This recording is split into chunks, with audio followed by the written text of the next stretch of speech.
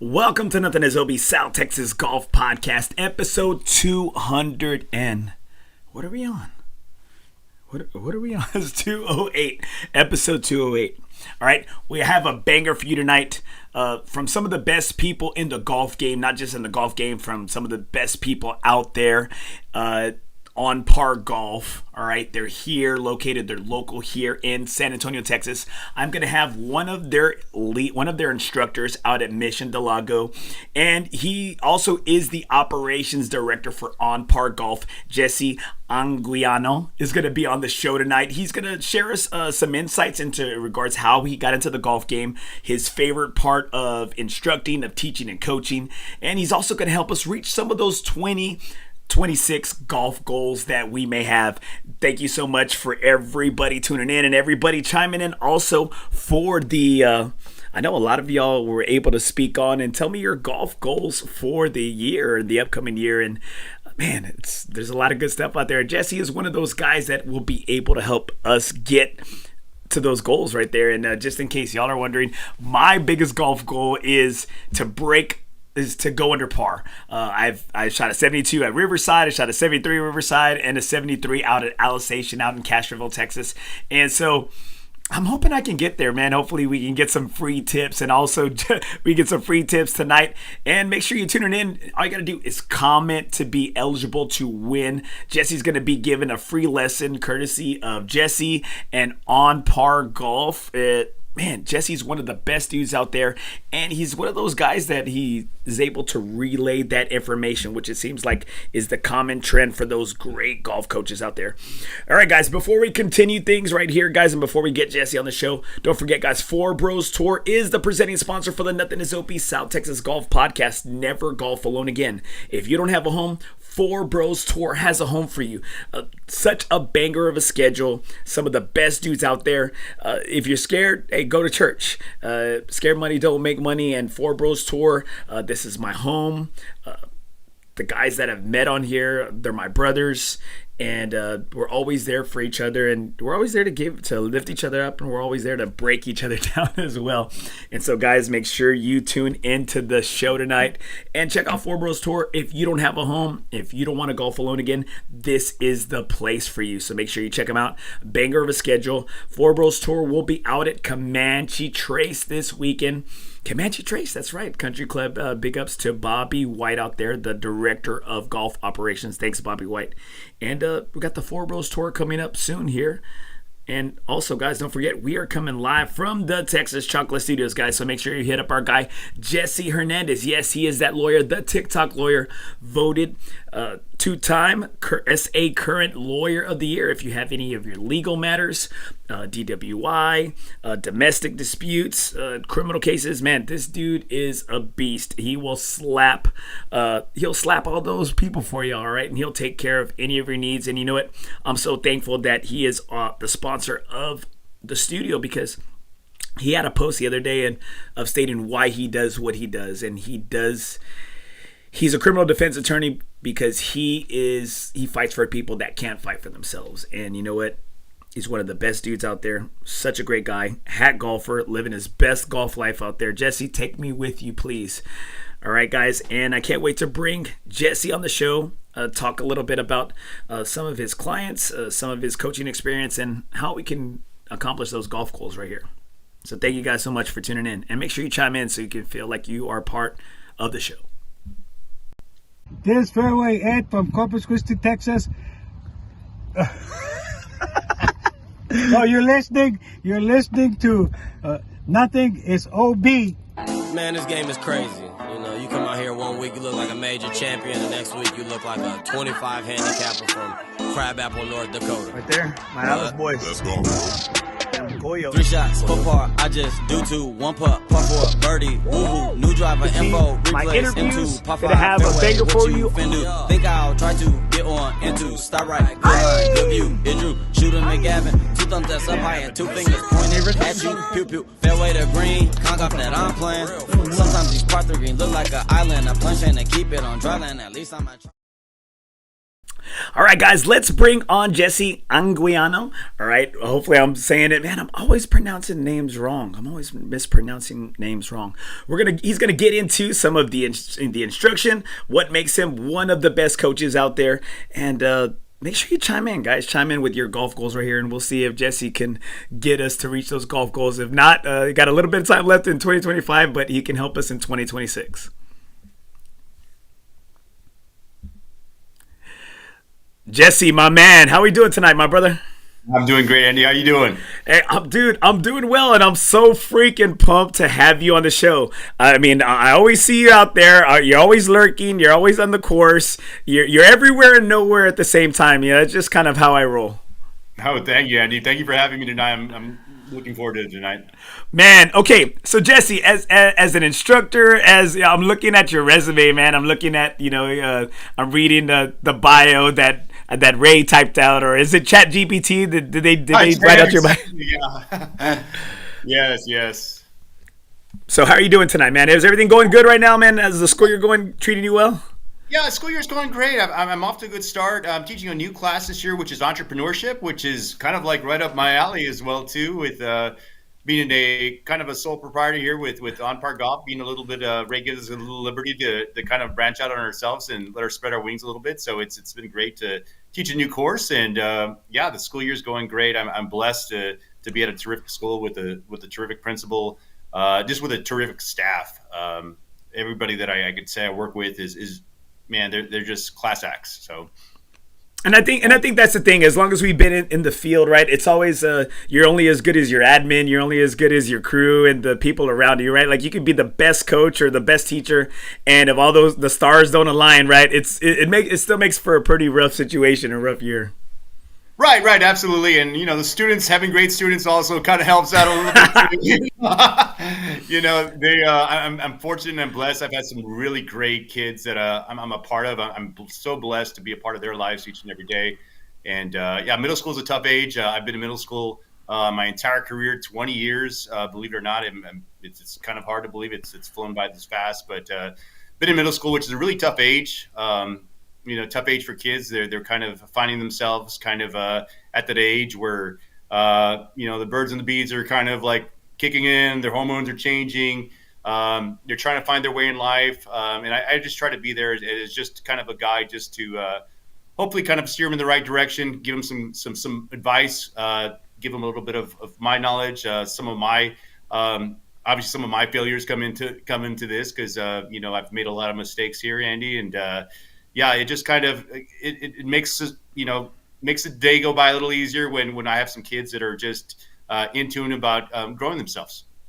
I'm there with you, and man, middle school, hey, it's a tough age, man. It's a tough age. It ain't for the faint of heart right here. And we got some great questions right here and great comments right here. Okay, so you need to help me out with this family's last name, because man, there's always these 8th grade nights, and I'm always chopping up their last name. I have Adam. How do you say the last name? Oh gosh, you're gonna put me on the spot right away, Andy. Look, and right here, Adam says, "I know you've gotten my name wrong." Oh yeah. And, well, he's notorious. Andy, you're notorious for that. So see, it's all about living in the space you're comfortable with, right?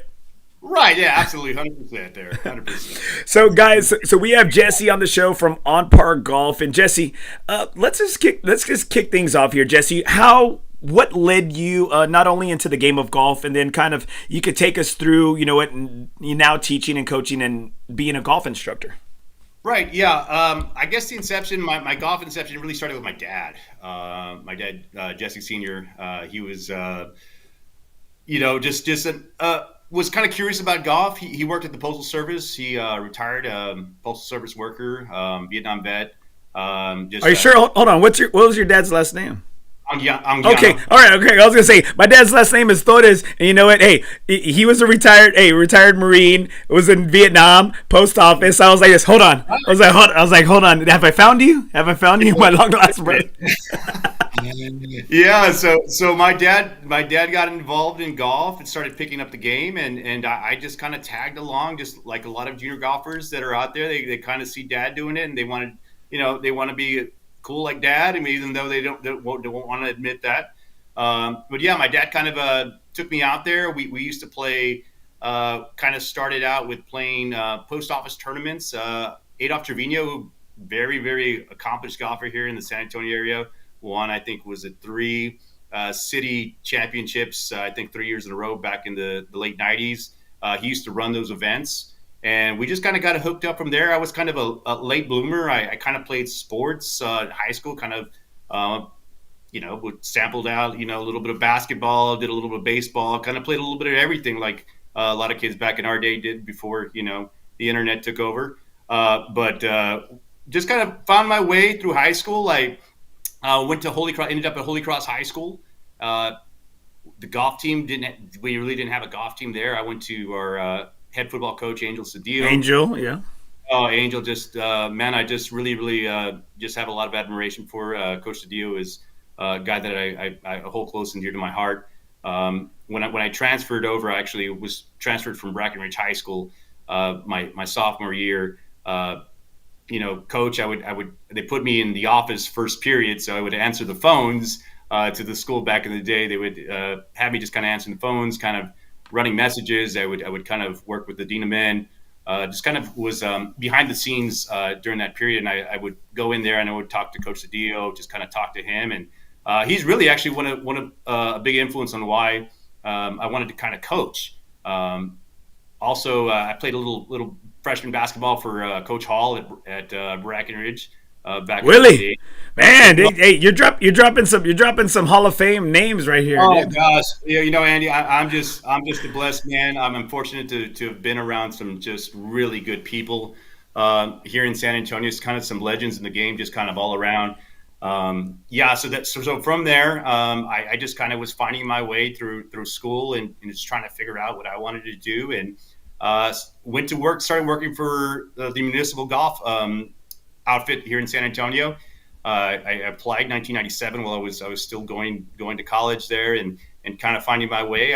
I started as an assistant golf professional in 1997, and at Mission del Lago. Believe it or not, it's come kind of full circle. Working back at Mission at On Par Golf, but yeah, I started at Mission del Lago in 1997. Worked behind the counter for a number of years. Ended up at Cedar Creek all the way into 2005, and then from 2005 went into teaching, and then started my teaching career, and kind of fell into it. Believe it or not, it just kind of funny how the Lord works sometimes. Is He kind of guides me, and this is something as I've been kind of reflecting on, just kind of the questions you kind of mentioned, you sent me today, but it's kind of way how He kind of just steered me. He's blessed me to be around some really, really amazing people. And I'm in total agreement there with you. I think it's like, it can kind of like, it's like a double-edged sword, right? You could be a product of your environment, or you can kind of blame your environment too, right? And I think that's the thing. It's like, you try, I'm sure now as a coach, and we're going to get into it here a little bit in regards to your teaching style and your coaching style. It's just kind of like, it's like those mentors that we have are kind of like the people, like, I guess we try to emulate, right? Especially, on and off the court, right? It's like, I had some really strong influences, and when I needed them. I didn't have my dad around a lot, and so coaches, they kind of stepped up, and they were the discipline, and then they were also kind of the buddy and the pal that I needed at times. And I'm thankful for these men, and it sounds like you had some pretty good influences to kind of steer you the right way. Now you're talking about full circle, right? You talk about that full circle. Now tell me, how does the Alamo City Golf Trail look today, or how did it look in 1997 compared to how it is in 2025? Like, it's just, golf as a whole landscape, it has changed entirely. What if you could just give me just a couple of things that like are just totally different in today's golf world?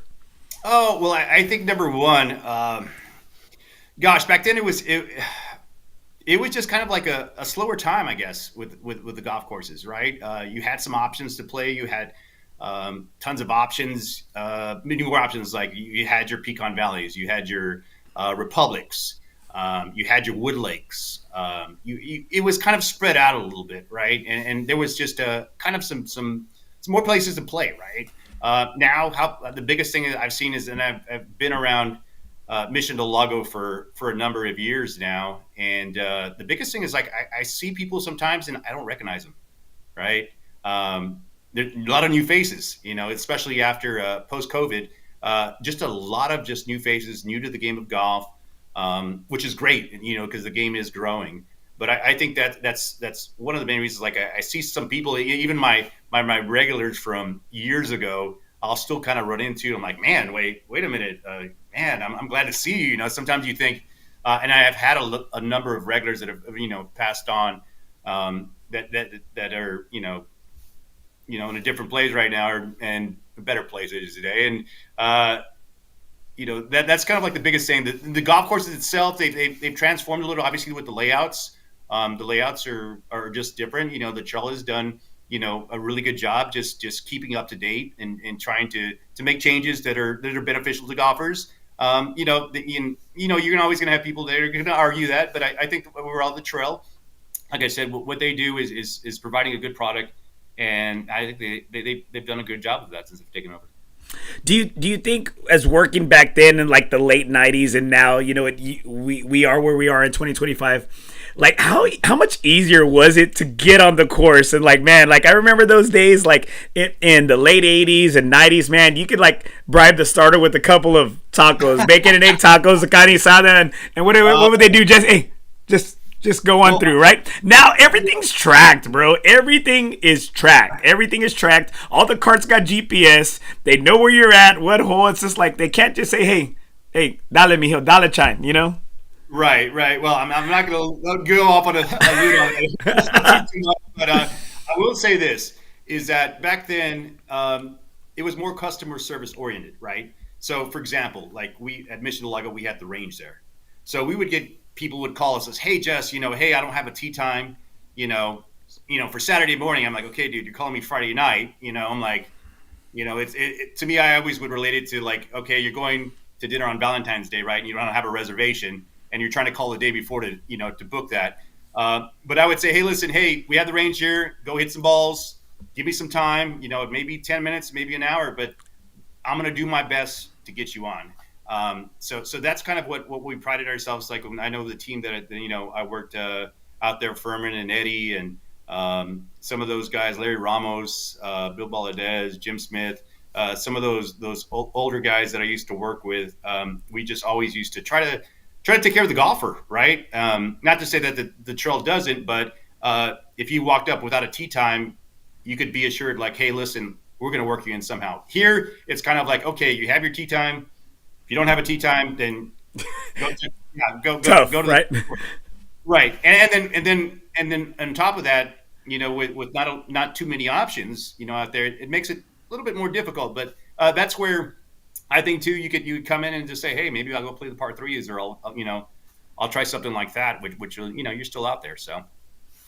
So right here, I got some great comments right here. Everybody, thank you so much for chiming in tonight. And I did say it. They had to comment, Jesse. They had to comment to get to be eligible to win a free lesson from you.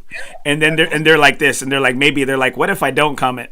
I was like, oh man, come on, it's Jesse's solid, bro, right here. Right here. I got Steve Chavez. I need lessons for my daughter, LOL. For my daughter, LOL, right here. And my co-host, guys, I got some guys asking Roman Ramos, did Brucey get fired again? No, he didn't get fired again. He's at a function right now. He's gonna try to hop on here a little bit later because he needs the help. He needs you, Jesse. Besides needing Jesus, he's at a Jesus function.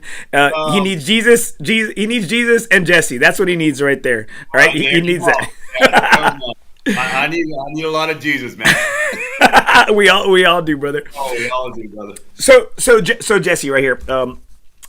Before we continue, right here, I wanted to read a quote from one of the parents of your students, right here. Mm-hmm.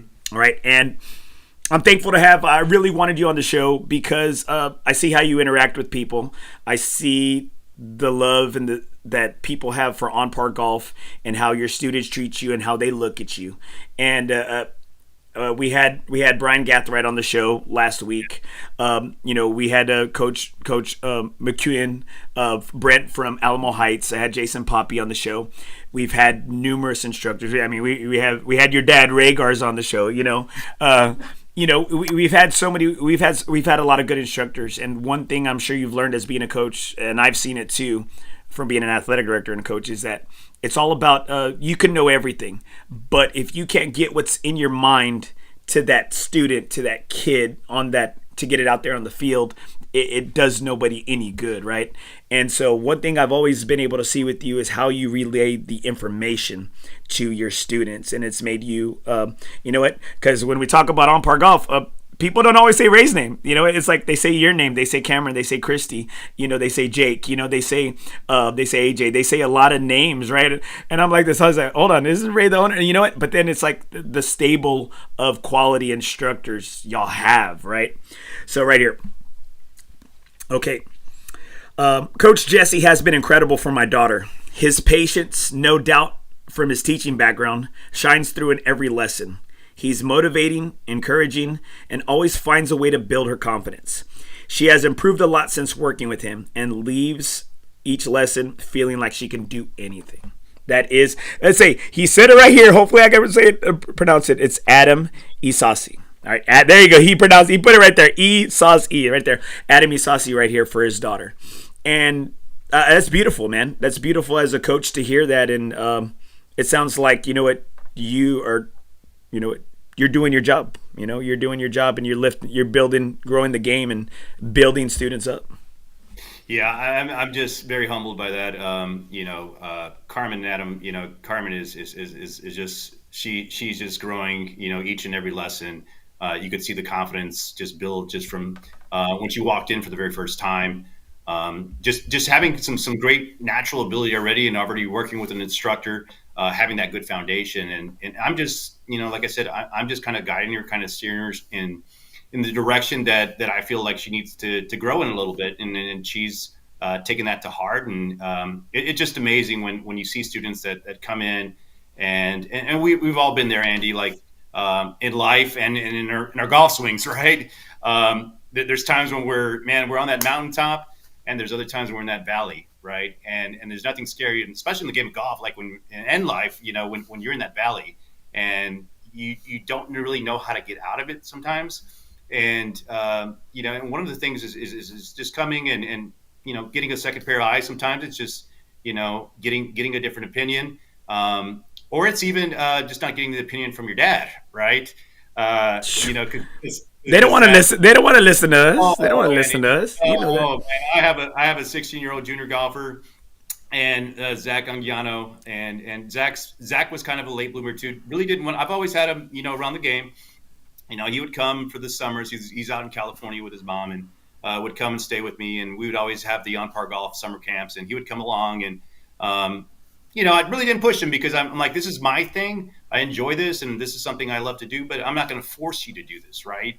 And so I kind of left him alone for a little bit and say, okay, when the time if you wanted to do it, then we could go down this avenue, right? So, but around his 7th, 8th grade year, he decided, like, Dad, I want to start playing golf a little bit. So I'm like, all right, son, let's go. So you're not gonna say no, right? You're like, yeah, I'm not gonna say no. Hey, we can do that. Yeah, we can do it. So he he just started grinding, and if one thing that, like, I get out there, I have to grind, right? I think all the talent that I've received from the good Lord, like I said, is from him, and I've had to work the dirt, right, and go out there and figure this out and work at it, right, and he started doing that, and when he started doing that, then came, okay, that part was great. He got a little taste of success, started doing some really good things, and was super proud of him. Like he made his high school team, as a freshman, got a little taste of varsity. Which was great. It just kind of it just showed, like, when you put in that hard work, right, and you start to see the fruit from that hard work. So yeah, Well, and you know what? I mean, we've been there. Right? You have a 16, and then your daughter, right? How old's your daughter? You Us, my daughter is 19. Yeah, my okay? daughter's So 19. see, we're around the same age. I got a 17-year-old and I got a 13-year-old, right? And so it's like, man, I hated always. I coached both of my kids. I hated always being coach. Like I hated it. Like man, it was just. Like I mean, we're getting in chingazos. Me and my old me, like everybody. Mom is the referee, you know. Like, you know, Right. mom is like ma, you know, like, and so I think it was when my daughter was in the sixth grade. I just like I said, man, it was tough. I didn't want to be I don't want to be coach all the time. I was like, man, I want to be dad, and you know, and I've kind of I said, I'm gonna leave them alone. I said, but if they want dad, hey, you want to go take some cuts, the golf, you know, do you want to go to the range? You want to take some cuts in the net, you know, softball? You want to go? I said, you tell me. I was like, Daddy will help you. I said, but you know what? It was kind of getting like I was it was getting old to push him. You know, I said I just wanted to be I want to be dad whenever I come through the doors, right? And so I'm sure that you had to love like when your son was just like that. You know what? I want to make sure I have a great relationship with my kids as opposed to man. My dad coach was always a jerk and always hard on me. You know. Yeah, and you know it's funny, you know how it comes full circle. So my dad, I remember, you know, when I was going through, you know, my journey with golf, and my dad was, you know, kind of my instructor, right? My dad would read a lot, and he would go through, you know, just different material back then. You know, YouTube was Always the first coach, right? Dads are always the first coach, right? and I'm probably always the hardest coach, right? You know, dad was a little hard on me, and looking back at it now, like I feel sorry for some of the things like I sometimes told him, some of the things how I reacted sometimes, being kind of just a little brat about things. You know, and I see that sometimes with my son. So I have to like pull out, you know, pull the plug a little bit from the coaching hat, which is hard because I'm like, okay, like I'm, you know, golf coach Zach, like, you know, I kind of see what you're doing here, and he'll be like, oh, Dad, I know I'm doing that. And I'm like, okay, so let's fix it. Well, Dad, you know, no, I'm just doing this for now. So I've learned to grow my patience. Like I said, it's a lot of praying going on.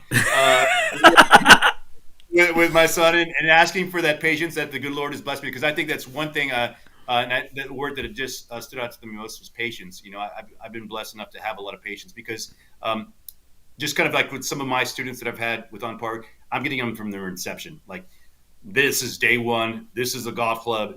This is how you hold it. This is how you swing, which is great because I think that kind of says a lot about the mark of a really good instructor, right? You're taking that from ground zero and you're building that where you have somebody that maybe has come in before, has had some lessons, and now you're trying to fine tune some things, which is good also, but it's also can be really tricky, right? Because sometimes when you have an abundance of knowledge and you have that knowledge, it could be overload on the brain and wait a minute, this feels different from what my other coach was going. So there's a lot of confusion that sometimes goes in that.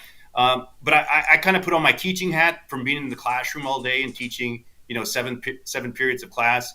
Like for instance, like today with entrepreneurship, we talked about budgets, and we said, hey, I said, how many girls are going to have maybe want to have a quinceañera one day? And they're like, me, sir. And I'm like, all right, well, we need to have a budget for this thing, right? So we kind of relate that, you know, to real world experience, and that's what I when I come to the shop there, that it's just a continuation of what I'm already doing throughout the course of my day. So, Well, so let me say this, right? right. I've met a lot of instructors that are there on Park Golf. You know, you're the director of operations, right? Of golf operations, right? For on Park Golf. It seems like, I mean, there's a big trend that y'all have as instructors. Like, so, you know what? I know several of the instructors very well. And you know what? It just seems like y'all don't have your clientele leaving like they're worthless, right? You know what I mean? It's like I might not have fixed, you know, the quirk I had or the problems I'm having, but you know what? It's like you give us hope. It's like, you know what? Hey, you send us out with hope, and I think it seems like that's kind of like the trend of y'all's team, right? Because you know, I want to know why on Par Golf, you know, why on Par Golf, and I know it started in 2018. Why Ray Garza and why on Par Golf, and why is it like, because I mean, you've been there since day one too, you know, why is it y'all's baby? Well, I think number one, like you know, so back to, you know, 1997 a little bit. So here comes a kid with a Hernandez high school bag, kid by the name of Ray Garza, right? And carrying his bag, really super quiet kid, right? And I'm working the counter here. And Ray comes in, doesn't say, 5 words maybe to me other than, can I grab a bucket of balls or, can I go play? And I'm like, yeah, sure, Ray, go ahead and have fun, man. So Ray, that relationship goes back. And that's what's the beauty about this game, Andy, is that you meet so many good people in this. And I'm like I said, I'm so blessed to be around like on par golf. So back in 2018, when the inception of on par golf was happening, Ray took me aside, and I was going through a tough time, in my life, and I was going through a divorce. I was going through a period of time where, I didn't feel good about myself, and, sorry, I'm getting choked up, but, that's what Ray means to me. Ray took a chance on me. And, one of the things about Ray is, and what I love especially about Ray is that, Ray could see things down the line, before things happen. And when he came to me, I was like, man, Ray, like, why me? Right. And Ray's like, Ray never once like doubted me. And, that's why on par golf just means the world to me. And then, just being fortunate enough to be, man, it's just like there's no weak links, right, in our operation. Shoot, dude. Our studs. Y'all are studs, man. Studs. Our roster is man, it is a force to be reckoned with, man. And just being around, earlier I told you iron sharpens iron, and being able to be in those circles, man, is something in this golf community that I've been fortunate enough to be around. And on par golf, like I said, Ray has always been just so supportive and just so motivating, right? What he does. And he Ray and I, it's funny because I'll get that late night call from Ray, when he's driving home back to Floresville, and he goes, "Hey coach, can I throw something at you?" And I'm like, "Sure, Ray, what do you got?" And he'll say something. I'll say, "You know what, Ray? I was just thinking about that." And we were kind of on the same wavelength, so to speak, with how we think and the way we want to kind of grow on par golf. So on par golf, like I said, it's a special place, and like I said, it's 2018. Ray's only elevated golf in San Antonio. We have our big Flamingo Club event that you've been a part of, Andy. And who in San Antonio could say that they've given almost close to $100,000 worth of golf equipment, in this area in the last 2 years, or even not in the last 10 years? Nobody. No, I mean it. And that's what I want to know, right? I mean, I think that's the thing is that, so, I know Ray personally, and you know what, it's like we all kind of, he speaks more with his actions than anything, and you said it like that, is he came back and but to ask to get a bucket of balls, right?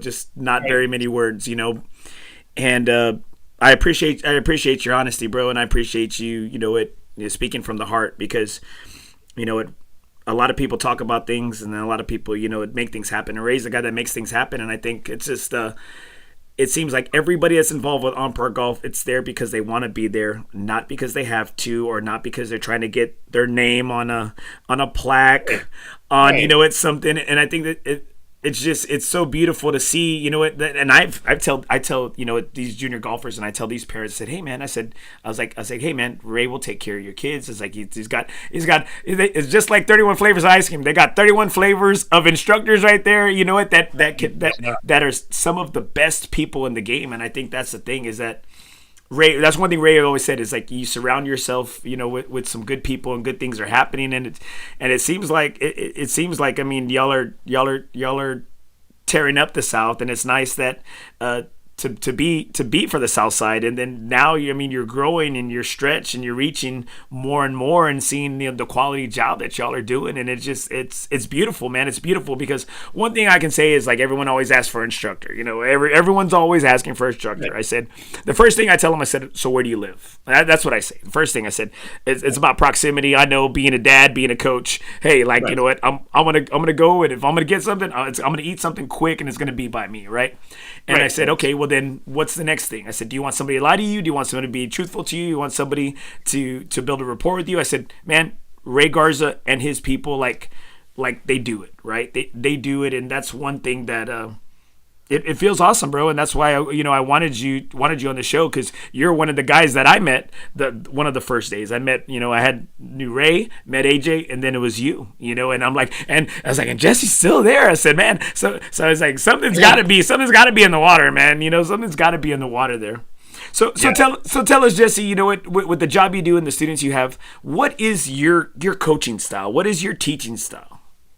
Well, I think if I was to say a style, man, that's a tough question. I guess, first of all, when somebody comes in, right, we've got to notice, like, okay, what is their pattern, right? What are they doing with a golf club? What's happening here, right? So we always kind of like two things, club path and face, right? What two things are going on here, right? And from there, like we try to kind of steer the student in a way, at least my style, is I say, okay, this is what's happening, right? This is what you're doing. Now, and in golf is a funny game, Andy. We've been around it long enough where it is such a mental game where you think, okay, this is what I'm doing, right? This is how I fix it. But in some cases, it may not be what you're doing at all. So getting to understand the student, this is what's really happening here. And you alluded to it with instructors.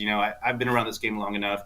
There's some instructors will say, okay, here's a Band-Aid, slap that on there and go on. I always try to be honest with mine. I said, listen, like, if we want to do this, we got to get to the root of it, right? And that's when somebody comes in, I think this is my honesty, like, hey, listen, like, this is the root, like, this is what we have to do. And the pruning is the difficult process, right? The pruning is the one where it takes time. And sometimes you don't see, the growth right away. And then now all of a sudden you get students that maybe become frustrated, right? And that's where, the patience comes in with me.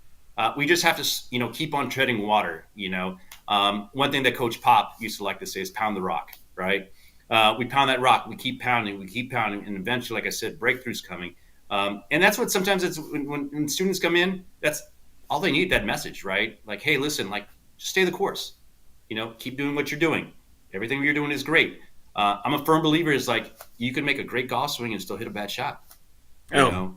Or have an ugly swing and hit a great shot, right? Like me, in my case, right? 100%. Yeah, I'm guilty of that too. So, but the thing is too that maybe for people that are listening, that are tuning in, that don't know, you also have some of the best golf technology to back up and to use at your hands, at y'all's disposal for especially for out there at Mission Del Lago. Right, absolutely. Working with TrackMan, I mean, it is the what I like to say the premier piece of golf technology in the world, right? It's the iPad souped up on steroids for golf, right? We have that at our capacity. We also have green grass just a couple feet outside there at Mission Del Lago. We have that capability. Just even yesterday, Jake and AJ were at the shop, and Jake is one of our up and coming instructors here, and Jake put in some force plates right into our mats here. So, man, the technology that we have, like I said, is in. We want to kind of allude to a little bit on that as we go along for our points for this coming year is being able to measure things, right? Sometimes just guessing, like, hey, is this happening or is this really happening? And it kind of takes the guessing out of the instructing part, sometimes. So right here, I'm going to read off some of the golf goals. Thank you guys so much for chiming in earlier. I posted something on SA Golfers in regards to golf goals, right? So my golf goal is, and as an instructor, is there some people that send their kids to you or that come to you that they want you to put the band-aid on it and fix it, like, man, like they want you to fix it, and it's like Ross, dress for less, it's like Jesse, do more with less? Well, Andy, I've got a running joke there at the shop. It's I always tell students, if I had the silver bullet, I'd have them lined up back to 410, and I'd be charging you a hell of a lot more than what Well, okay, so my wife used to be in the fitness industry, and I'm a coach, right? And so a lot of times, we look at things in a certain way. Like my wife, she kind of works on her own. She used to be CrossFit, and she was in the gym industry for 9 years, right? And so she's like, I can never go back to like a regular gym, right?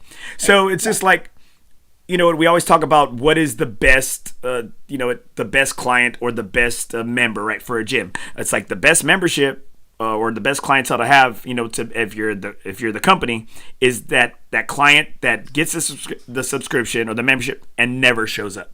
Same thing that's like for being a personal trainer. It's like the best client is somebody who buys the big package. I make the commission off of it and never cashes it in, right? It never cashes it in. But are you the type of golf coach that you want to make sure you see your kids, or you want to make sure that, hey, you're teaching them, you're growing them, and that, hey, you know what? I don't want to see you every day. Like, I don't want to see you every week. I want you to grow and learn, and then, hey, see you periodically or in between tournaments, or like tidy up or clean up. What type of instructor, or how do you want to see your clientele or your kids or your students? Right. Yeah. So that it's one of those things, Andy, where somebody comes in and they want to start the journey, right? Start this journey of doing something a little bit different. It all depends on in the end too. I always say it's like time and budget, right? How much time do you have, and what's your budget, right? And not to say that my job is not to make a lifelong client, right? Of you coming and see me, right? I'm not there to like, hey, come hang out with me and let's hit balls, and I want to come and no, I want to grow you, right? That's the job as a coach, and that's the coaching. That's the coaching. Middle school ball and all those other sports that I spent under the sun coaching is like my job is to get you better, right? At the end of the day, this is what you're paying me to do, and this is what I feel like I want. Now, when you come with me, or come in and take some lessons with me, I'm the coach that says, hey, listen, if you're having difficulty, send me a video, send me a text. Like, hey, Jess, like, I don't understand what's going on here. I see this happening, and I'll feel free to like kind of reach out to you and give you some advice. I have one client that a young kid that Virginia Tech graduate that was down for an internship here a couple summers ago, and he took a series of lessons with me, had a great time, learned a lot, and then a few months later, he said, "Hey, Jess, I've got to move back home." Reached out to me, hey, Jess, I'm over here, but I'm having a little bit of trouble. And I gave him a couple pointers like, hey, work on this, and this, I think a good coach does that, right? Now, if I'm looking just at the money portion of it and my time, I understand, yeah, that's time. But at the end of the day, one of the greatest gifts that you could give somebody like is your time, right? And your presence. And like I said, that's what I try to give, people that come in and take lessons. Like I said, I'm not saying like you have all access to me 100%. You're not. Don't hit me up. 20 the bat phone. The bat signal, and Jesse will be there. Right. Yeah. Exactly, Andy. Don't hit me up from CT or something coming back from Jesse, I'm on the back nine, and I'm down 3 in a big cash game. Meet me, or it's like this. Meet me at the turn stat, or meet me on hole 16 stat. Right. Brucey's got me down. I need help. Dude, okay, we want to start a series. We want to call it Breaking Brucey because, man, not that my swing's bad, right? So I go to Ray periodically. I say, Ray, I live on the north side. Ray, you know what? I'm going out there to Mission. Can you take a look at my swing? Can you just take a look, clean me up a little bit, feed me at the grill, send me on my way, right? Hey, send me on my way. And so it's like, I love to hear it when someone says, hey, your swing's not that bad, right? I'm like this. Swing's not that bad, great, right? But it's like, Brucey's got a lot of things going on, and I'm hoping he's hopping on. I'm hoping he gets on here because, like I said, he's at his time with Jesus right now. He really wanted to hear, and I said, just going to give us the free info to help you reach your golf goals in 2026, right? So, one of my golf goals is, and I posted it earlier, was to man, I'm stuck, man. I'm stuck. I want to break. I want to go under par, right? I want to go under par. I've had this past year, I think my lowest round was a 72 out of Riverside, and I've shot 73 several times. And that is one of my biggest golf goals, right? I mean, do I have some other golf goals destination wise? Do I want to try to knock off a couple more courses here in town? Yes, I want to, knock off a couple more, but right. I'm playing at an 8.6 right now handicap. My golf goal is to break par. Where do you see that as somebody is like maybe 8 handicap that could maybe get the job done, man? Well, I think it goes back to chipping and putting. Right? I knew you were going to say that. That's where I'm struggling the most right now, man. Yes, chipping and putting. Actually, one of the points I know that you send me, like, what is some of like the greatest golf advice or the golf advice? Yeah, what's the best advice that was given to you or you've given somebody?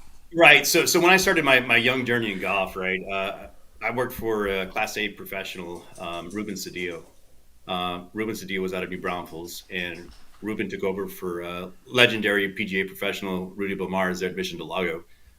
Ruben was, man, I've seen very few guys that could putt a golf ball like Ruben. Ruben was just phenomenal ball striker and phenomenal putter. And one of the best pieces of advice that Ruben gave me was like, hey, Jess, like, I told him, hey, bro, I'm struggling a little bit, same kind of issue, right? I want to get it, I want to go under a little bit, right? I've got the taste, I'm hovering, I'm trying to get some breakthrough. And he goes, well, what does your practice routine look like? I was like, well, I'll go out and beat balls, and hey, there it goes back to the gym, right? We'll talk about the gym because that's one of the analogies I use with a lot of my students, right?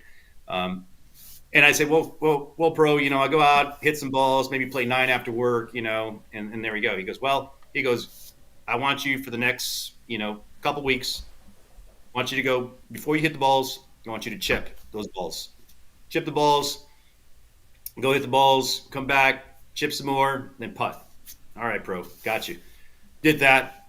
And Andy, like I said, my game, it transformed. Like I said, I was being able to shoot, 2 and 3 under, and I wasn't, my ball striking wasn't as crisp, but man, up and down, like I said, then that's where you turn those, those chances, those opportunities there. You may get, par fives, you start getting in them, you start tapping them for birdie, right? And you start, getting some easy kick-ins, right, for birdie versus, those pars that maybe those par fives that you're not capitalizing on. But yeah, it all comes back to like chipping and putting in your short game. If you're not, if you're not solid in that area, like I said, then that's where your game. And that's where I always like, I don't get to play as much.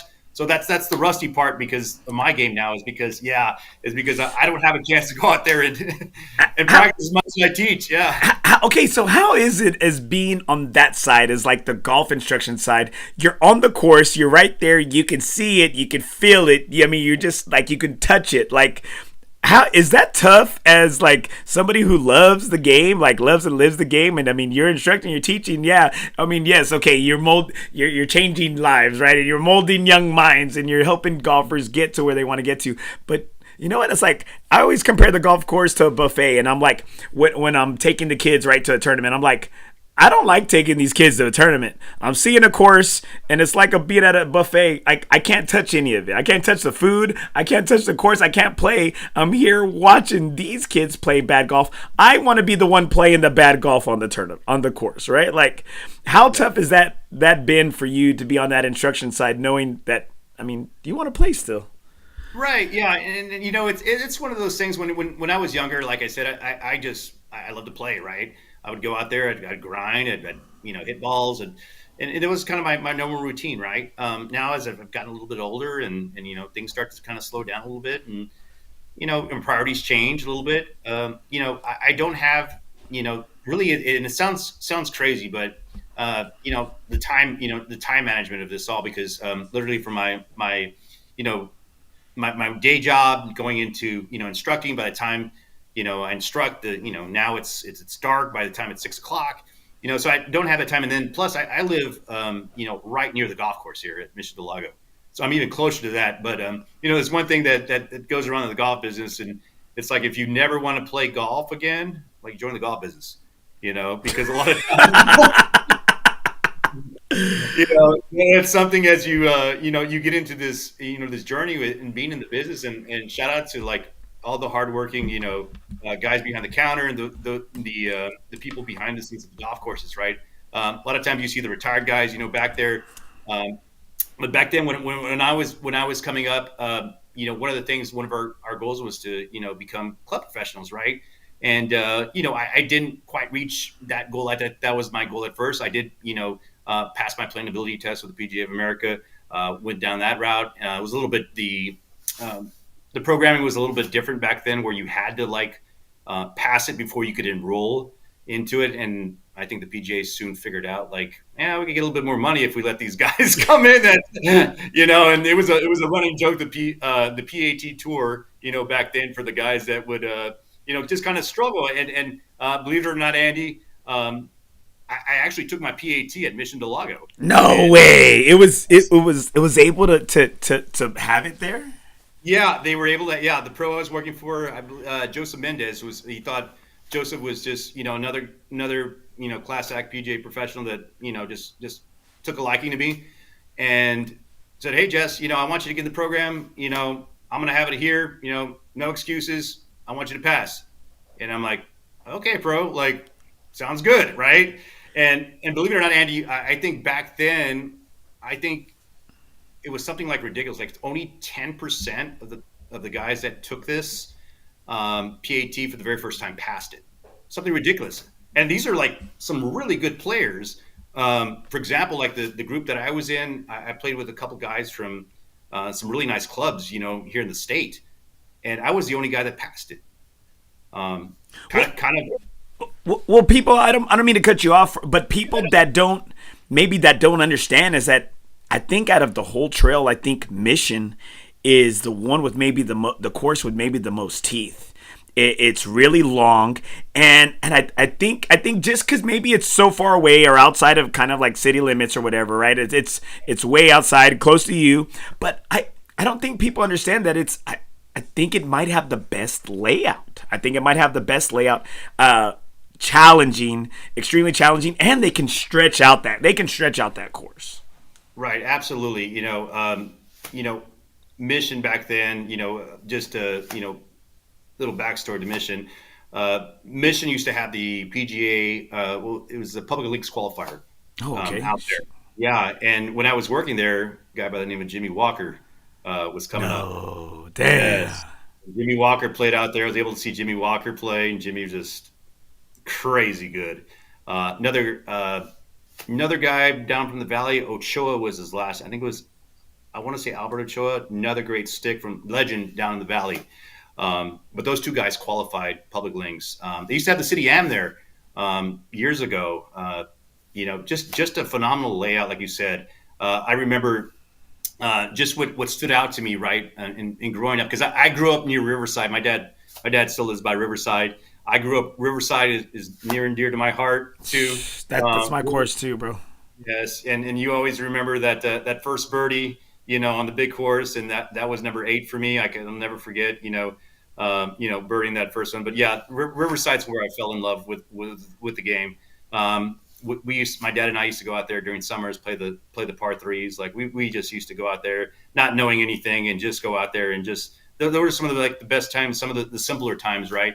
When you just go out with dad and just play the par threes and have fun at it. And it's good now that my dad just turned 80, and my son plays, and it's good to whenever we three to get together, 3 generations of golfers, get together. Just kind of a special time for us.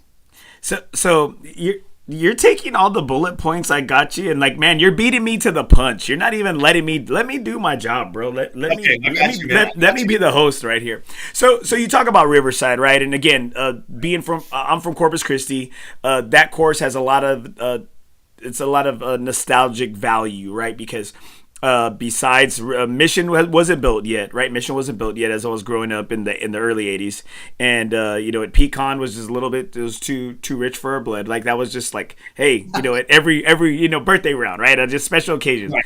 And so Riverside was the first course as you come in from Corpus, right there off of 37-281, and I mean, I've said it on here several times. It's just my earliest memories of being out there on the course was just riding along with my dad and uncles and getting pushed over the fence over there with the tea time, over there by number 6, by number 6, and going over. I mean, I was like 8 or 9 years old and going in there, and they would sell me like a 6-pack of beers, and come back with some smokes, and I look back now, I said, man, what's wrong with these people? But they knew where I was taking it, right, and so it's like, as we drive by there, it always brings back just memories of just riding along in the cart. I don't think another course, that's got, the San Antonio River that splits it. You can see the Tower of Americas from it. And then, you smell somebody, smoking a brisket, cooking ribs out there, and it's just like, man, it feels home. It does. It feels like home. Right. And, as I say this, what's your favorite course? Is Riverside your favorite course? Well, man, so believe it or not, it's not even. Well, I've got really two that kind of came to mind when I looked at that question today. The first one would be Trump National, Los Angeles. I had, when I was an assistant, I was able to play Trump National, Los Angeles, and Palos Verdes. They're phenomenal golf course, phenomenal layout. Kid from the South Side, born and raised South Sider, just walking into that golf course with my eyes just open, was like, wow, man, look how far this game is brought me to, right? That, and then Oak Hills, man. Oak Hills golf course, man. Just the nostalgia that goes behind Oak Hills, man. I used to go, I remember, part of that golf memory is my dad taking me down to the Texas Open, right? And just watching all the legends of the game just there. I remember times, Tom Kite, when Tom Kite won the Nabisco, I think it was like the end of season tournament. They used to host the players championship tournament there. Right. Yeah. So getting that opportunity, I remember one time, Ben Crenshaw, just taking some time and just talking to me right after he was signing autographs. I just got a hold of him. And he's such a nice guy. He's such a nice guy. Yeah. Gentleman is just class act, and another kind of fun, memory of Oak Hills is I was hanging out one year with I believe his name was Twig Moore. Twig used to be an old school, old head like caddy on the PGA Tour back in the '60s, right? I think legend has it that he's the guy that introduced Herman to Lee, right? And we're standing there, right? And this is back when they used to have the seniors there. And we're standing right near the clubhouse. I'm just kind of hanging out with Twig, and Twig's just kind of one of those OG guys with the kind of tall, just kind of right here, just kind of ready to loop, right? Just ready to go. And he just kind of kicked back there, and out walks Gary Player, right? And Gary Player walks up and he's like, "Hey, laddie." He's like, and Twig's like, "Yeah, man, what's up, man?" Just kind of just talking and just kind of like casually. He's like, "Hey, laddie." He goes, "Do you want those passes, laddie?" And Twig's like, "Depends." He goes, "What do I get?" And I'm like, looking at him, and I'm like looking at Player, and he's like, "Well, let me go check, laddie." He goes, "Hold on." So he takes off back to the pro shop, right?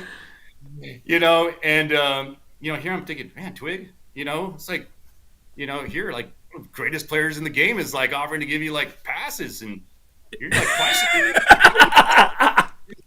So player walks back, right? And he gives the pass. He goes, "Hey, laddie." He goes, "You get everything with this." He goes, "You get to eat everything, laddie."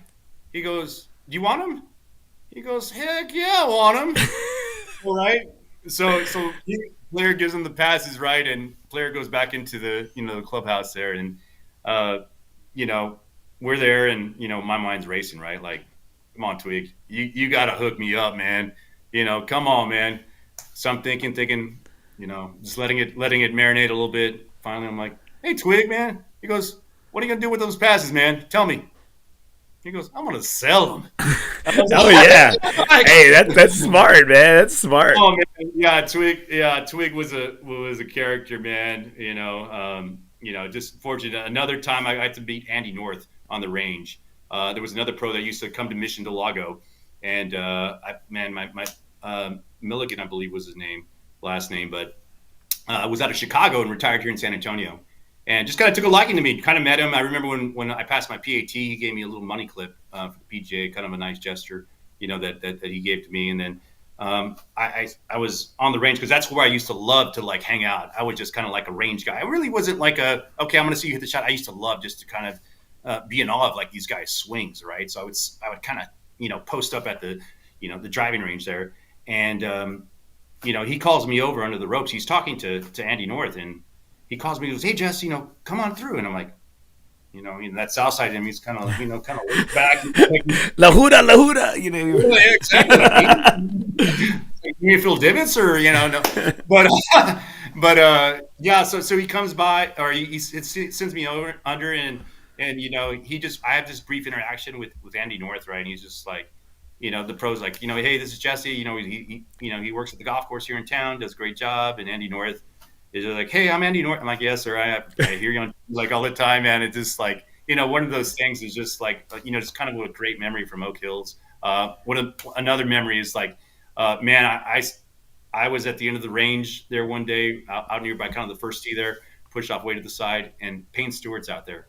And Payne Stewart is hitting golf balls off the edge there, off of the edge of the rain, and it is just majestic, man. This guy is just swinging it, just puring it each and every time, man. Just what a wonderful, great memory.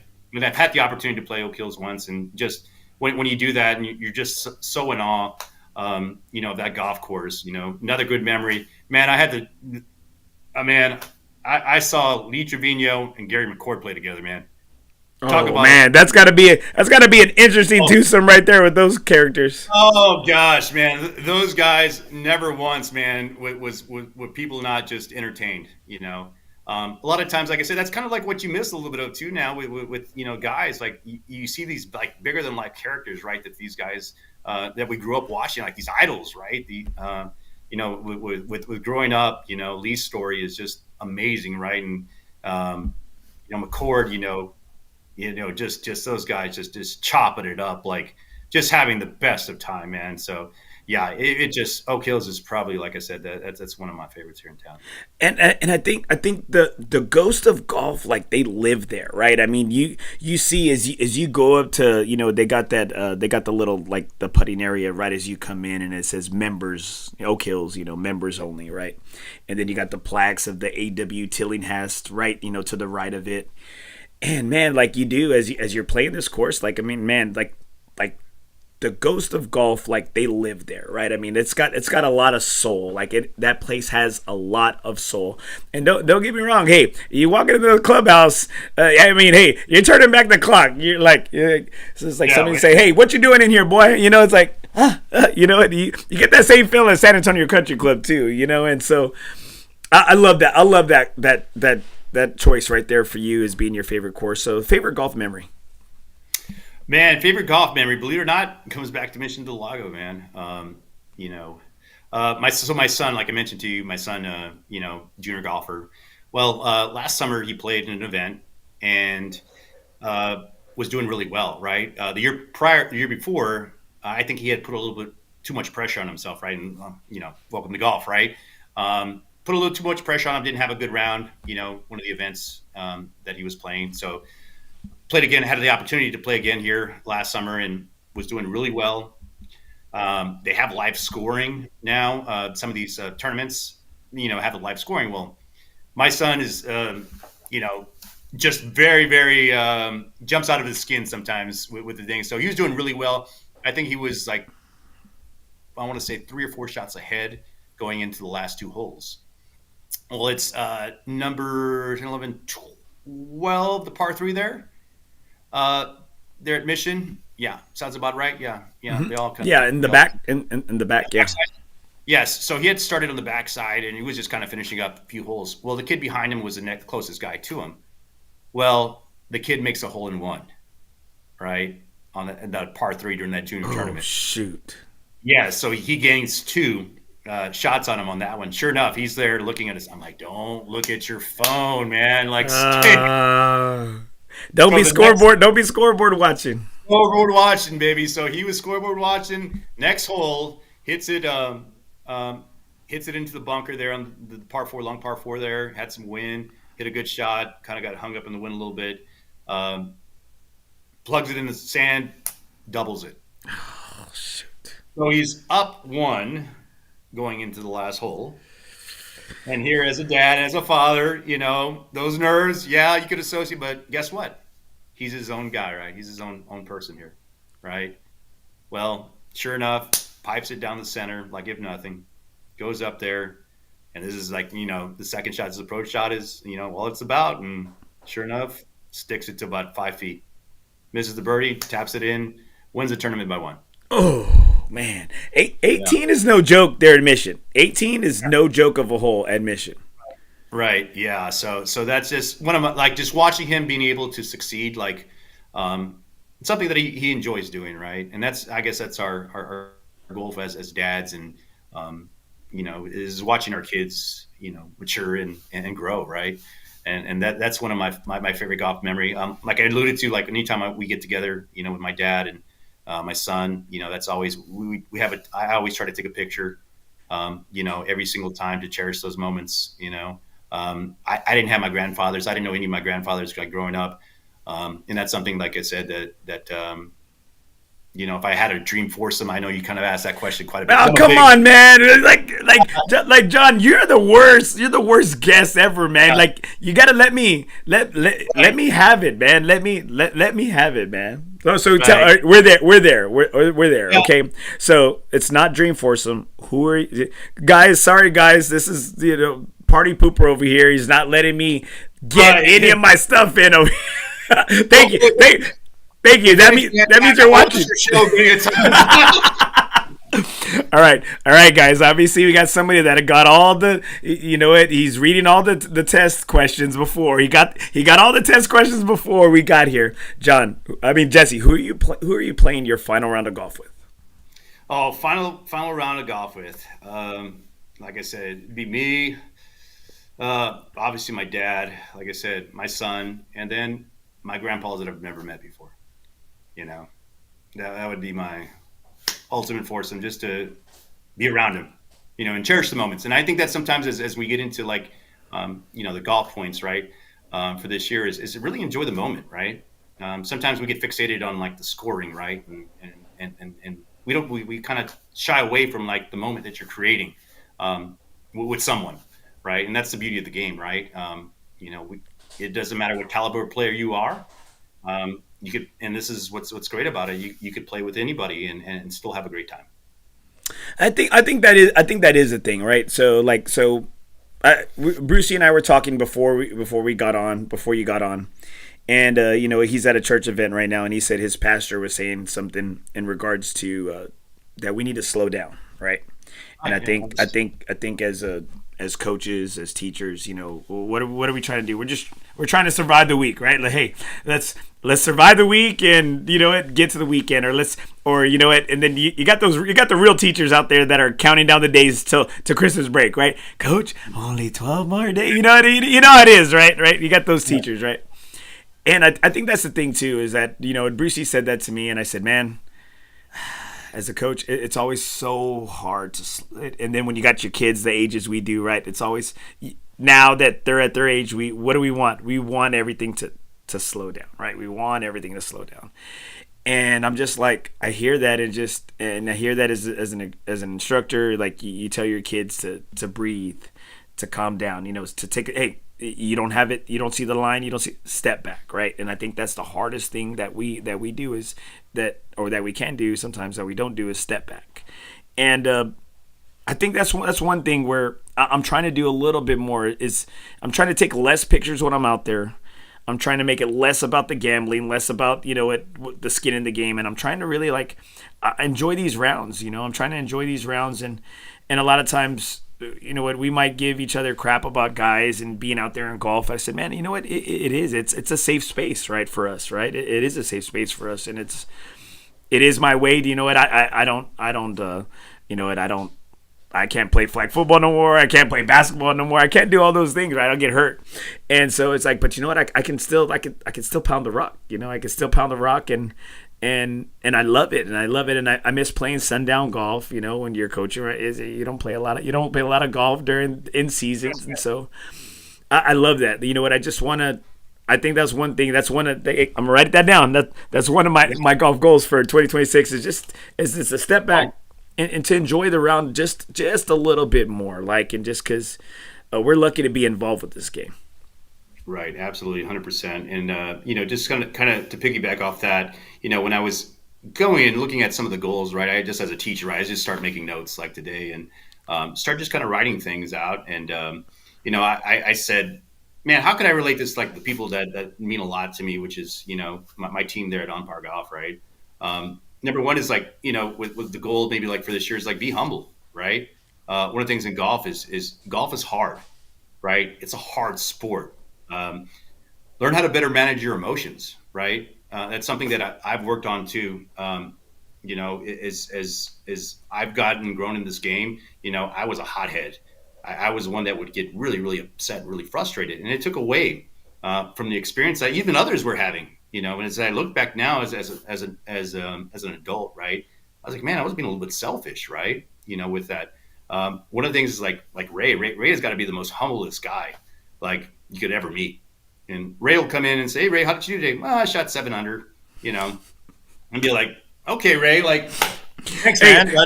Not you know what? I need the guy at the end of the bar that looks like he shot plus 20 over here and lost all the golf balls. I said, I'm not gonna, Ray, I'm done talking to you. Yeah, exactly. One of the things I get maybe like from Jake, who's our new instructor, is like, be aware, like, come see like what you're really doing, right? Gather some data, run a diagnostic on your golf swing, right? Everybody needs preventative maintenance sometimes, right? Wow. Damn, that's preventative maintenance. Yes. Yes. Preventative maintenance.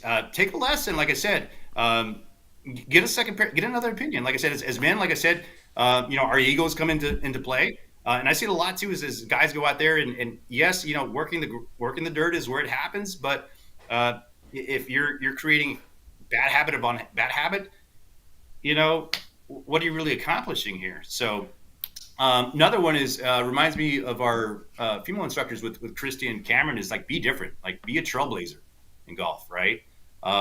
Play some tournament golf, put your golf swing to the test, right, a little bit, right? Another one I put on here is play the up tees sometimes.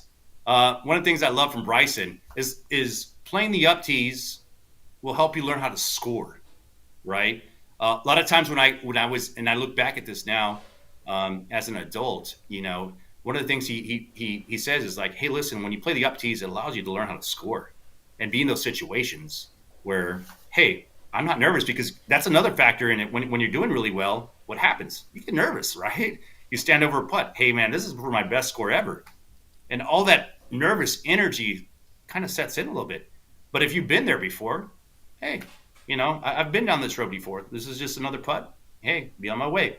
Go play the par threes on the trail. That's something that I love to do. Like tune up your short game. I could lose back to your short game, right? Most of the shots, like you've heard it before, most of the shots are 100 yards in. You get really good at that. One of the guys I used to play with years ago, Jimmy Lobo, who happened to be a city junior golfer. I played with him. Whoa, gosh, this was back in the 80s. I remember his dad, like as he was kind of coaching him, was told him like, hey, listen, you can't get off the par threes. You can't play the big course unless you shoot 2 under on the par threes. So he made it his goal. So he worked all summer. And guess what? When he got to the big course, like money, cash, right? Remember, one of the models that I always like, and something that, as I've gone through this golf journey is nothing changes if nothing changes, right? Can't expect to get better if you do the same things, right?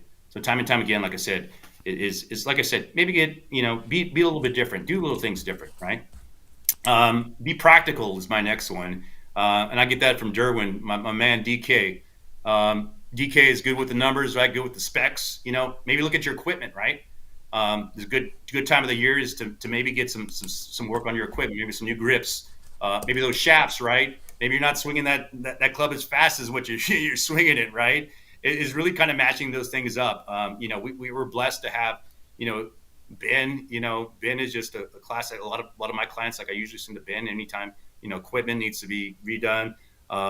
A-Flow, A-Flow over there, my boy A-Flow, Solid. he, man, Cross guy, a holy cross oh, guy. oh, dude. And I tell you what, I was going to say on Ruben Cedillo's story, one of the best putters. A-Flow's got to come in. Man, I played around with A-Flow, and he had made some putts that made my head spin, man. That's how he could roll that rock, man. Another one is from Mark Tisdale is be fruitful, right? So when you're fruitful, give back to the game, right? This year, if you haven't already, sponsor some junior golf, buy some apparel that funds great golf programs. We have a great, on par golf apparel that helps us fund, our Flamingo Club. Maybe go through your house and look for some extra golf equipment that you don't use anymore. I always I'm able to gift. It's so great to gift equipment to juniors. And there's a lot of things that never get publicized. Ray never puts them makes posts about them. That's just who we are. We're not looking, we're not looking for a pat on the back or attaboy or we're not looking for that. We want to do it to get this equipment to grow the golf, grow the golf community here in San Antonio, grow the game. Look for that next legend that comes out of San Antonio. That's something that we want to, continue to do is be fruitful in this game, right? And my kind of point is be grateful. Golf is a game that could be enjoyed no matter what age or skill level. I put on here, focus more on the memory than the golf moment, right? Is creating that memory, with somebody. And something I've done is when times get tough, I actually started praying, Andy. I've been through a spiritual journey the last year with my life. And October 13th of last year, I gave my life to Christ, and giving him to Christ, I invited him in. I invite him in every time when I'm having difficulties. I'm saying, man, I just can't get my golf game together right now. What I do is I invite the Holy Spirit in. One of the things that I was fasting this past year, and fasting is just so important, as you walk on the spiritual journey, because it just allows you to slow down, right, and be one with your Creator. Man, I woke up one morning, or early morning on a fast, and these numbers are scrambling through my head, right? And the number 18:1 pops up, right? And I'm thinking 18, 18, 18, 18. So I start looking through my Bible, right, and start searching. And I come across Psalm 18:1. And Psalm 18:1 is, I love you, Lord, you are my strength. And this is the kind of the prayer that I say when I'm having kind of a difficulty out there, or my emotions are sometimes getting the best of me. I'm not acting like how I should, because I'm not sitting here saying that, I'm Mr. Perfect and I have my stuff all together. But I looked at it and I said, 18:1, what's so significant about 18:1? Well, backwards down, right? So up, down, right? Start from end to beginning, completion, right? And that's where, like I said, being grateful for the gifts that he's given me, right? And being connected, right, with the golf community here in San Antonio for gosh, almost 30 years, right? Is something that I'm just very grateful. And moving into this new year, I know that we have, just some really, really, good stuff coming from On Par Golf, good stuff coming from the trail. And my thing, Andy, is this too, is the holidays, right around the corner, is I know there's some guys out there and that are maybe listening, that are maybe going through a tough spot, right? Is reach out to somebody, man. You're not alone. You're not walking that journey alone, man. And, we've all been there. And one of my, so Pastor Ed in my church is one thing that he says is the only time you should look down on somebody is when you're reaching to pick them back up. Amen. So, the holidays are not the best for people, all the time. These are some tough time for some people, man. You look at the Cowboys player, man, that just, committed suicide just a few weeks ago. Nyland, yeah, you see those instances, right? And like I said, the platform that we have, it's great, but it's also, I don't want to be remembered for okay, Jesse, this golf coach from On Par Golf. I want to remember, as for my faith, right? One of the things that I get to lead, I have the privilege of leading, Andy, and is my FCA meetings, or FCA huddles, with Fellowship of Christian Athletes. This morning, I led it 7:30 in the morning. We have a 7:30 in the morning. We do a little Bible devotional for the kids at school. So the athletes come in. Most of the athletes come in, and I invite all the kids in that show that love for Christ. Invite them in. And one of our core values that we talked about today is this journey was never meant to be done alone. And it goes back to I think what you guys with FOREBROS model, right? And I thought about you guys. Is never golf alone again. And that's something beautiful because it's greater than the game of golf, right? As you guys show that camaraderie, show that brothership, you show that. One of the things that has been put on my heart too is through my church. I started a men's group, and I call it For Him, where we come in, we just kind of talk a little golf maybe, and then we do a little devotional. We kind of talk about what God's and how God's moving our life, because believe it or not, this is what our youth is needing. These men of faith to step up and take the challenge. To be better men, be better husbands. I fell short of that. I fell really short, and it's all by God's grace, and it's all for His glory that I do what I do. There's sometimes when I kind of say, well, how do I do this on my own? How do I go from work to lessons and I do a little cooking too but it's all by not my doing, Andy. It's by His doing, and that's the source I plug into every single morning. I give it up to Him and say, God, you know what? I don't have it all together. I need You to come in. I need You to work the Holy Spirit through me, and I need You just to lead me, guide my steps, give me patience, give me biblical wisdom, right? And as I've done that, I've found a great inner peace within me, especially, and it's translated to the golf course. It's translated to everything in my life, and it's just the source that I've been able to plug in the last year and really just focus in on my journey, not only spiritually, but what I do and how I interact and who I come in contact with. Because I was not that person that was living that walk, just a short time ago. And sometimes, like I said, I do fall short. And those are times where, I don't lean on my understanding. I lean on His understanding. So, as the holidays near, if, like I said, if somebody needs to reach out, that is maybe walking through that struggle, 210-620-6114. Like I said, if you need prayer, you need to be connected. I'm connected with just a really good men's ministry here at CBC Southside. CBC has come in and just put together just some really incredible men that I've been able to meet and be around, that have grown my faith. I've met some really great brothers that golf too, that we come in there. And we just, like I said, we just have fellowship. It's a lot what the same principle like you guys do with FOREBROS, right? You guys do a great job, and I commend you guys for doing that. I think one of the things is, we always say this, is that golf is what may have brought us together, but it's not what keeps us together, right? And I just wanted to let you know, I received a text from FOREBROS leadership. We copyrighted For Him, so you know what? You need to cease and desist. Oh, okay. Darn. Nah, man. I'm just so. You know what? I'm not. As growing up Catholic and a diehard Catholic, right? It was kind of like beat into you, from like my grandmother. It's like, hey, you know what? We had the Virgen de Guadalupe all over the place. We had an altar. When friends would come over and they'd see the altar, they're like, "What is that?" And I said, "Oh, that's our altar. Like, you don't have one of those, right?" And so, I think we all kind of. It's like we all kind of being a father now and just trying to show my kids. I look at things a lot different than I did when I was growing up. I used to think that, Catholicism was the only way. And now I view it as, hey, I'm all about the ELE, baby. Everybody love everybody. And you know what? Everybody has a different relationship with our Lord and Savior. And I think that's the most important thing, right? And that's because I do work at a Catholic school, and I'm a firm believer in the Catholic faith. I'm a firm believer, but I think it's all about your relationship, right? I think everybody, and what I'm trying to teach my kids is that I don't care, at this side, Baptist, whatever. I was like, I just want you to have a relation and just know God, right? I just want you to know God. And And that's beautiful, brother. And I think the thing is, I'm like this, man.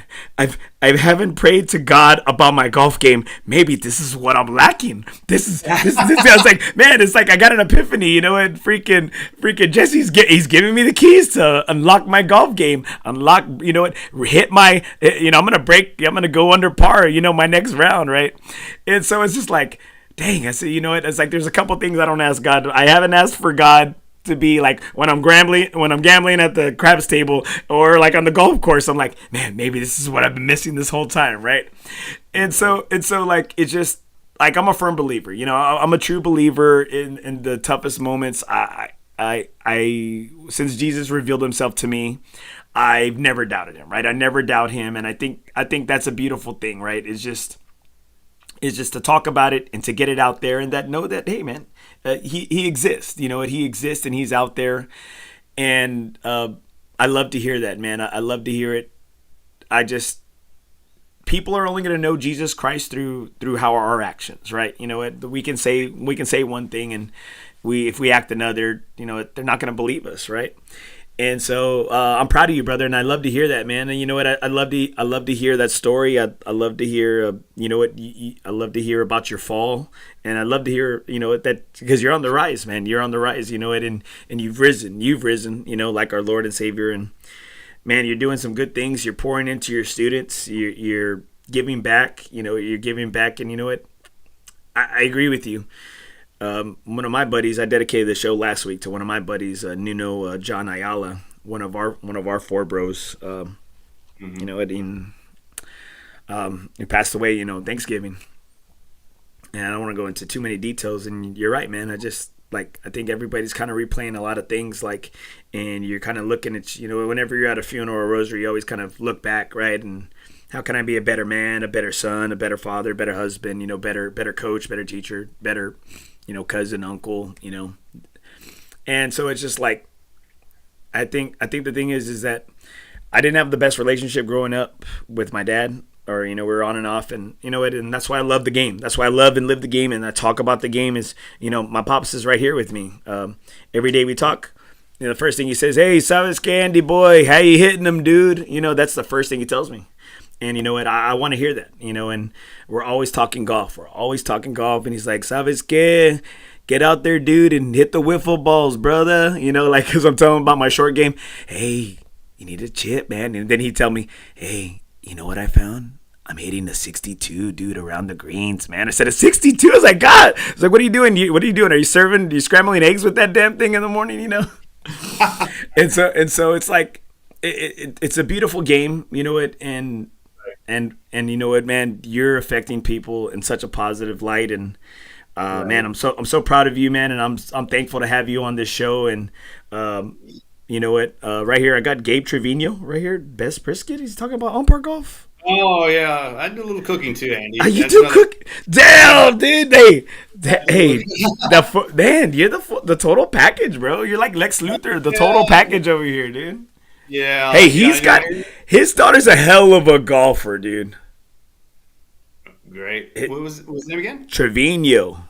Gabe Trevino. Oh, yes. Oh no, she's one of my students as well too. She's killer.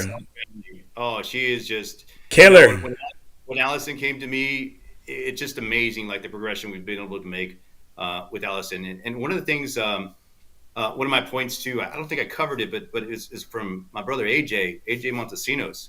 Man, is be patient. God is in control. You know, one of the things that as I look at AJ, and I was able to play a golf tournament. Actually, the golf tournament I saw you at.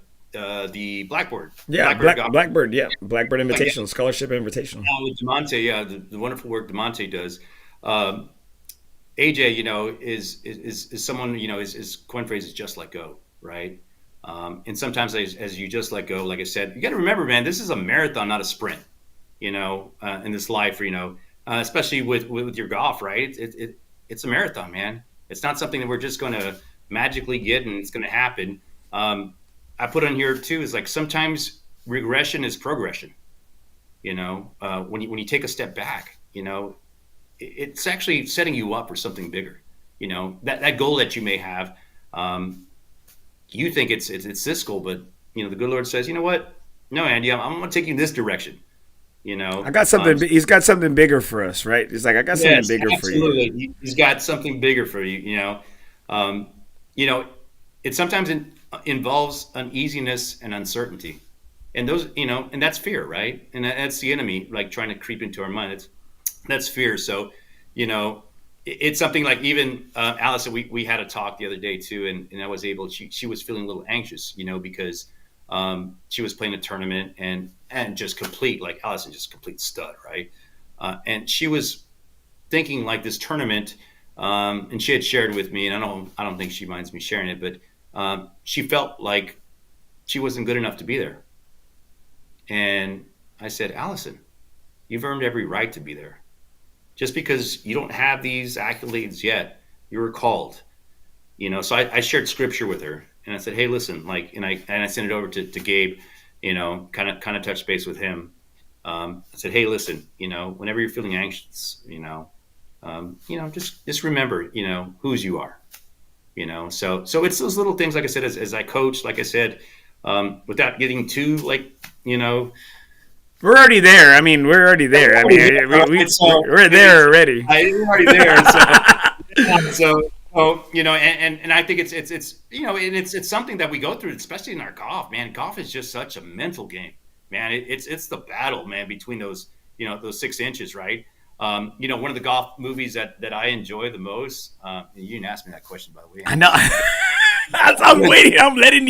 I'm letting it happen, right? I'm just letting you. You come to me. You're coming into my world, baby. You're playing my game, Jesse. You're playing my game now. Little did you know, I'm auditioning for Brucey's job. Hey, you know what? Everybody always is. Everybody always is, right?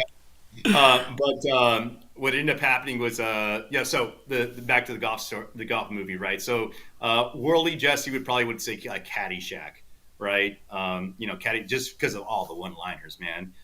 It's like the have and have-nots, right? It's the guys that don't, and back then, growing up, the country club, right? I didn't grow up playing country clubs. I learned, I was on uni golf, man. And, I felt like, wait a minute, man, do I belong here? And, it's just one of those, but one of the things that I thought about is, the legend of Bagger Vance, right? Right? So, there's a scene in that movie where it's find your field, right? And he's taking a moment where he's just tuning everything out, right? And he's just kind of in one of what he's doing, right? And it's something that Bobby Jones, right? I think it was Bobby Jones that was hitting the tee shot before, and it kind of depicts like that imagery of just like he's watching him, yeah, just watching him. So that would probably be like one of my, that one. Obviously, too, one of my. Tin Cup has got to be up there as well too. Tin Cup is just, Cheech Marin as a caddy. I mean, what else do you want, right? With that, Romeo. Romeo. Yeah. I think if I was a character in like any of those movies, I'm like, man, I'm Rome. I'm him. That's me. Yes, I love that part when Don Johnson rolls up there and is asking the caddy, and he's like, yeah, I want you to, come with me to this event. And he's like, no, not to play the caddy. And Romeo just goes off into his Spanish version and just starts cussing. I love it because, right, like, I love the Cheech and Chong movies, right? I love the Cheech and Chong movies. And then you see him in that role, and then you understand, like, and then you see him in other roles. And I love, he was the ball shagger in The Long Game, right? And he wore the cage around him, and I'm just like, I think he's a very underrated actor, right? He was a very underrated actor, and I love Captain Juna, I love Roy McIlroy, I got Ed's Smokehouse, sponsors over there, Exactly. And I love those movies, and I can watch those movies like at any time, right? And they're timeless. Yeah, those are classics. One of the things you pointed out, 2 good movies, right? And you started off with a bang, and I wanted to finish out with this. You talked about your golf style being a grinder, right? Grinding it out talking to your son about grinding it out. It seems like on this journey today that I'd say I took you on. Well, you took us on, right? I mean, you knew all the bullet points. You beat us to the spot on everything, and I think you showed that you grinded that you've up to this point you've grinded out your life, and you haven't given in on anything. You know what? You haven't quit on any shot in regards to your life. And you're teaching that to your students, to your kids, to the people you work with and the people you love, and especially the people there, the staff, the team that you have created on Par Golf. It seems like, man, you're grinding it out, and you're starting to, to get out of the woods. You're starting to get out of the woods and giving yourself a chance, giving yourself a shot, and it seems like that is a great playing style. That's my style. That's my style.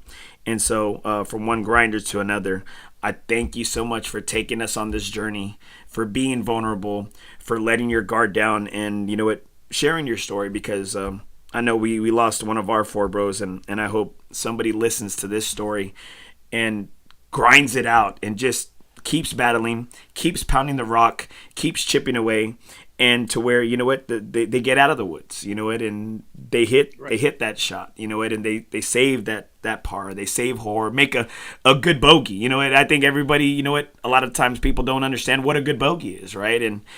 And thank you, man. Thank you for being a grinder out there for your students, for the people you work with at On Par Golf, and for growing the game, man, and just grinding out of life, man. And I so appreciate you sharing your journey out here today, man. Yeah, it's been fun. I've had a blast, man. Believe it or not, shout out to RC Audio Sports too. RC Audio Sports called me a couple weeks ago to do a football game, just randomly, like you. Did we just kind of hook up today? It was one of those things that just kind of happened, organically, right? I was able to, work a little bit of work a football game. Just in my thing, Andy, is this, and what you guys do a beautiful thing is like being able to bring sports right across the wave here, across the channels, with this. Bobby Mendez at RC Audio, like I said, does the same thing with all, broadcasting a lot of the high school football games and stepping into the homes and just being a part. I'm a big, huge fan of yours and what you've done and how much you've grown. Thank you, brother. Appreciate it, man. Your platform, it's beautiful to watch. And one of the crazy things how God kind of links people up in the last story. But so it was McCollum versus Alamo Heights, right? So David versus Goliath. Yeah, it was a rough one. But believe it or not, Coach Rudiman from Alamo Heights, we had to do a pregame interview with him. Well, believe it or not, he was one of our guest speakers at our men's conference at CBC. So it was crazy on how that happened just organically, but it was not organically. It was all part of a plan, right? A plan that I didn't know about, right? And it was kind of behind the scenes, and I was able to kind of talk to Coach Rudiman, talk to him a little bit. Say, hey, Coach, thank you for sharing. It was the UTSA coach was out there too, Coach Trailer. Yeah, Coach Trailer. Coach Trailer was out there at that men's conference. Like I said, 1,800 men, at a men's conference, just worshiping, like I said. And like I said, Andy, before we leave tonight, like I said, if you're struggling, you're going through those times, reach out. That's what we're here for. What's what we're designed to do. We're not meant to walk this journey alone. And like I said, if you want to take a golf journey with me, like I said, I'd love to be a part of that as well too. 210-620-6114 is my personal number. That's a great way to get a hold of me, to book me. If you'd like to set up a session, like I said, most of my referrals, I don't do a lot of like posting up, it all happens. People get, for example, like the Trevino's, I was introduced to Adam and Carmen through them. It was a referral, right? Yeah. So one of those things, I stand by what I do and what we do at On Par Golf. Like I said, we're in it for the right reasons, and we're in it to grow this game in San Antonio and give back to, give back what the game has given us, right? The being able to have these relationships and build and continue building, right? Building this platform of golf in San Antonio. So, shout out to the trail. for what they do. I know they get a lot of heat sometimes, for what they do, but it is a tough job in the golf business. Like I said, if the sand trap is raked wrong, they're going to hear it. I'll give it. You know what? I give credit where credit's due. The show's called Nothing Is OB, and you know what? Right. I think the trail is in a great spot right now. I do. I think it's in a great spot.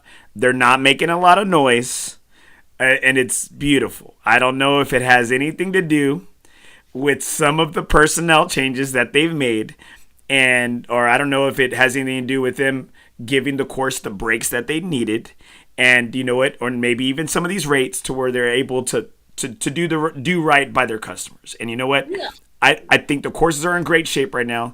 I think there's some great management going on, and I want to see it continue to go in that same direction. I wanted to see it. A lot of love has been lost. San Pedro. Don't get me started. It ain't the San Pedro I remember. It ain't the San Pedro I remember 10, 15 years ago. You know what? I don't recognize that place anymore.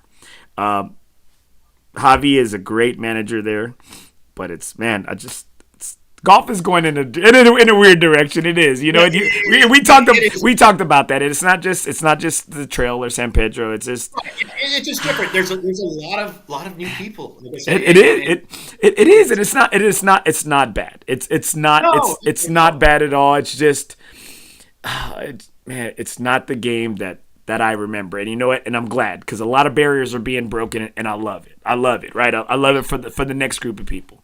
But you know what? I want to make sure that we keep putting it out there, and they are doing a great job. I want to give that, they are doing a great job, and I love how they're letting the people out of Mission do their job.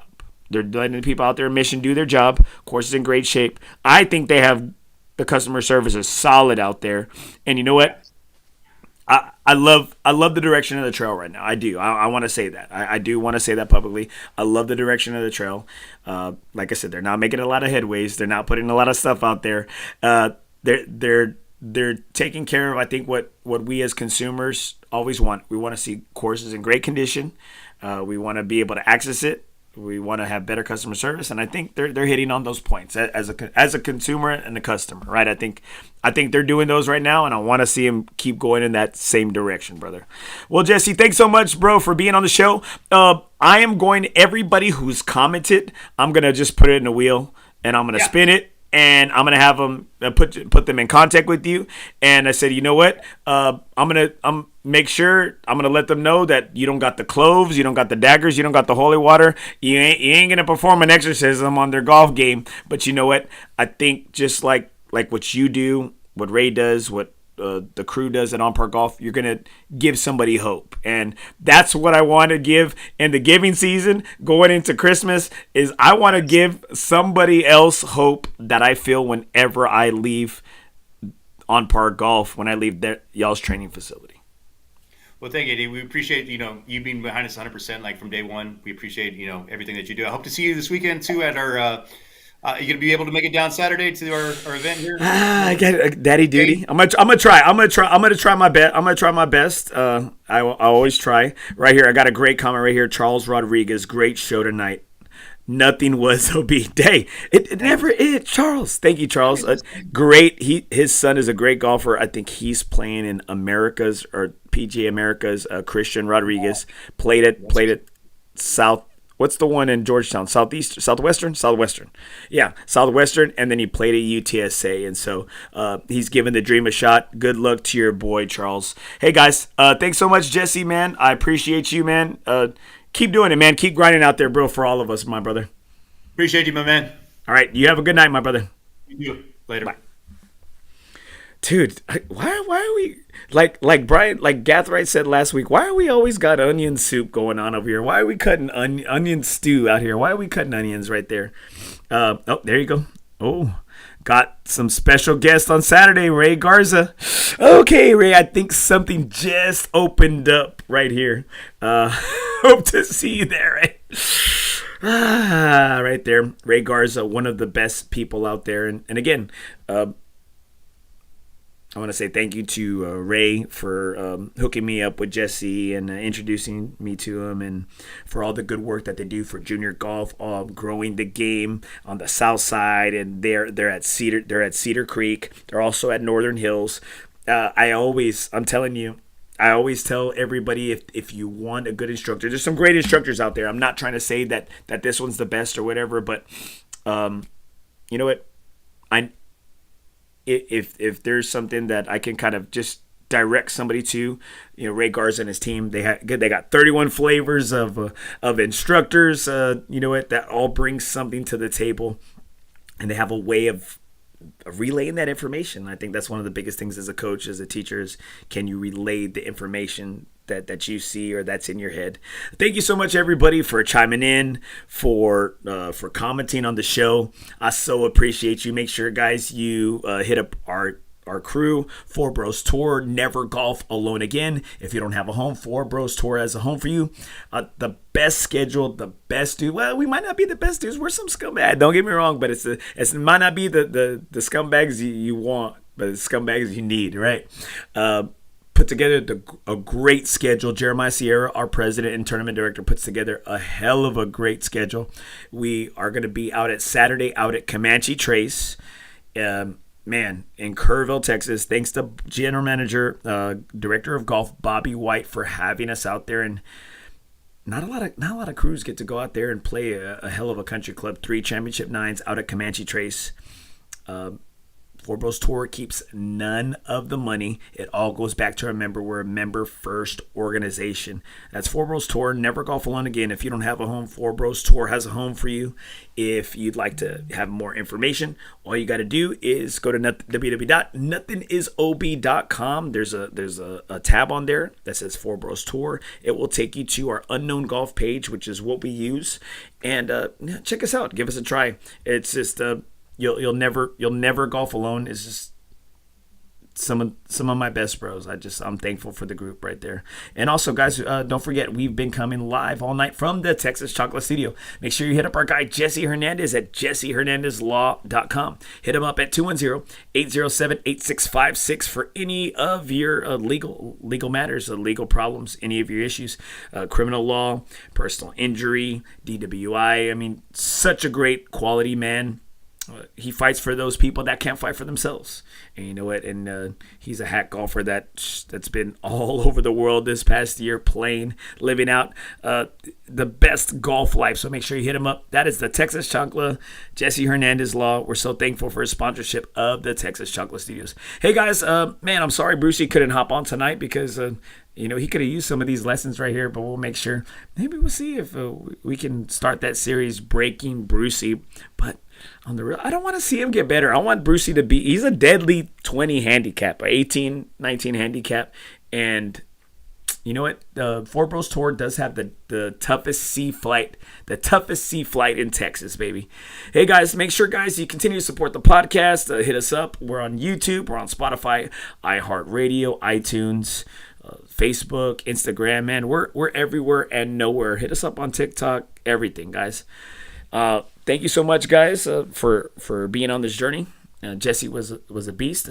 You want to hit up any of their instructors, all you got to do is go to www.onpargolf.net for access and to have more information of their clinics, of their programs, of their training, guys. Thanks so much, guys, for tuning in.